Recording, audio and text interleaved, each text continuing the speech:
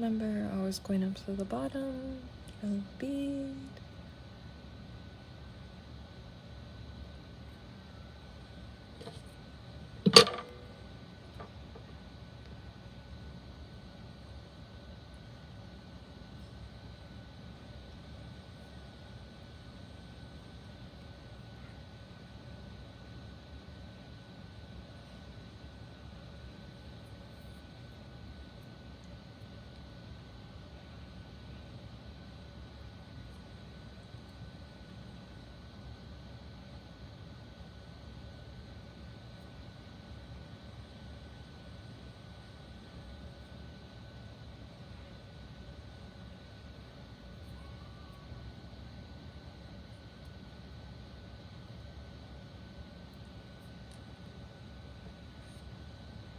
I'm just gonna finish this row up here and we'll get back. Hypothetically, just in case, so let's say you were not done your earring yet and you had this much thread left. This is where you would stop. I would give yourself a lot of allowance because you do need to tie it down. So you'll just see I did here.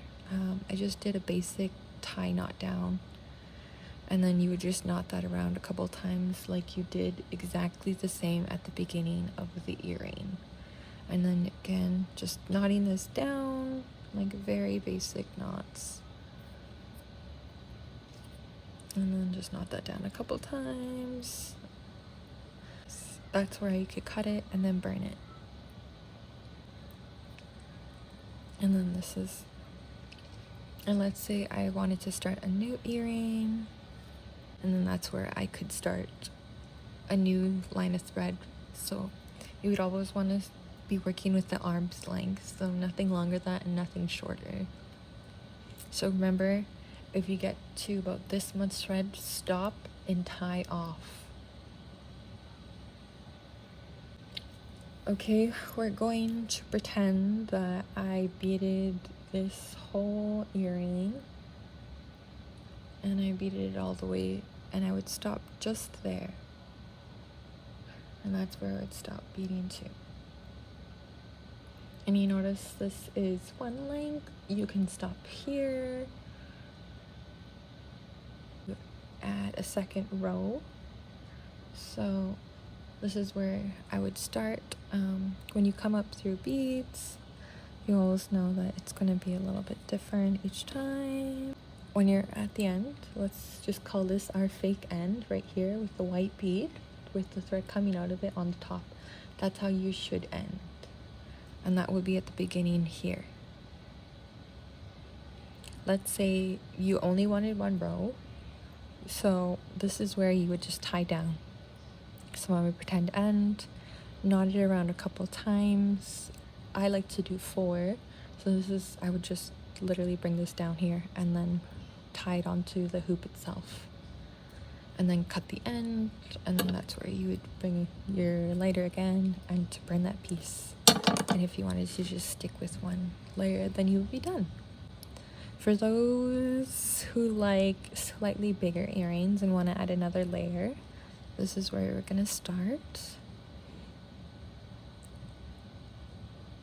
If you would like to extend, you'll grab 2 needles. So if you want this to build up and go wider, or if you would like it to go smaller, you would just grab 1 bead. So for this row, I'm going to do 1 bead only because I don't want my piece to go out wide. I want it to shrink. And then this is gonna be the part where the different color beads really helps. So you'll notice with brick stitching, you have your bottom threads there that anchor it to the earring itself. I'm just gonna zoom in. So you have the bottom of the thread, which has been used for our beads to anchor in the top. And then if you turn the piece up, you'll notice a thread between each bead. So this is my bridge 1 right here. between the white and the red bead. So this is my first bridge right here. The thread between two beads are what I'm going to be calling my bridge.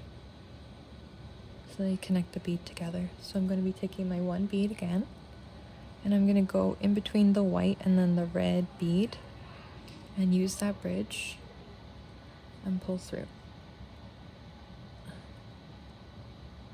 And since my project is facing in a good direction, coming this way, I'm going to be flipping my thing.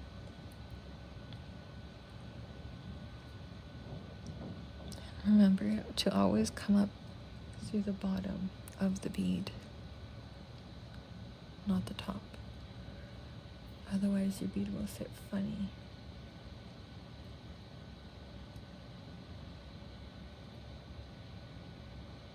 Like so.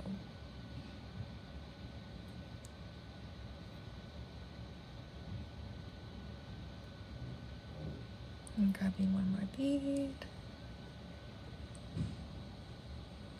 Next comes the second bridge in between the white and then the red bead. So this little bridge right here is what I'm going to be using. Pulling that through. You'll notice sometimes I flip my project over depending on what side the thread comes out, just for easiest.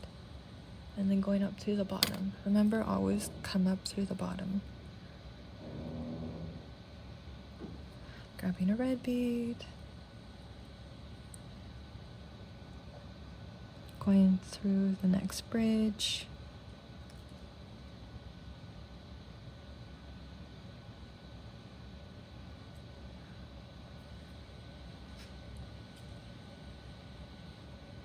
Coming up through the bottom.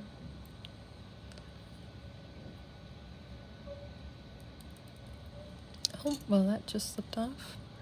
Sometimes that happens. I gotta make sure I go under it properly.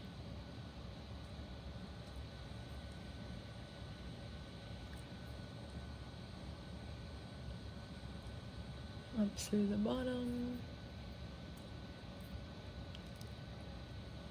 Grabbing my white bead.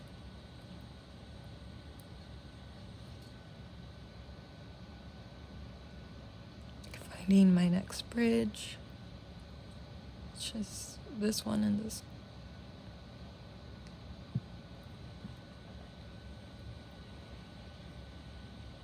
Coming up through the bottom.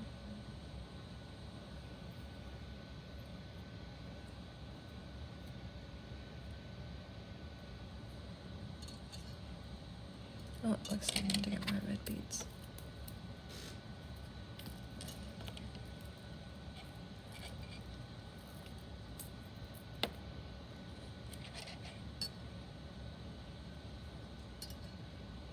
Finding the next bridge.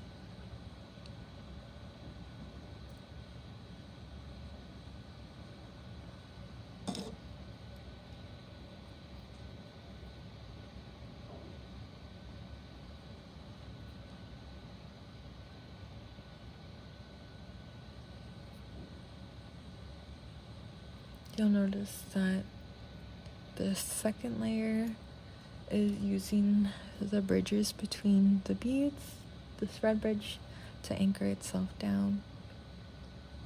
And I notice that it's sitting like bricks, hence the name brick stitch.